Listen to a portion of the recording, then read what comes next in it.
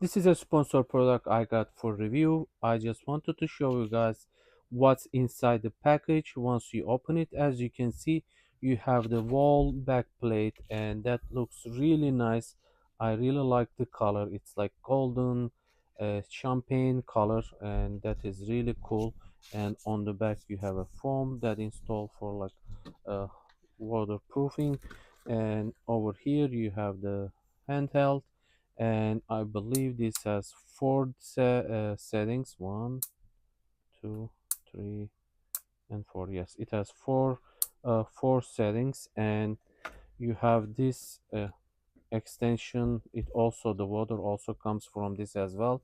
So if you want to pick this up in your hand, you can see here there is small plastic piece which this handheld goes into it, and you just place it just like this and it stays there.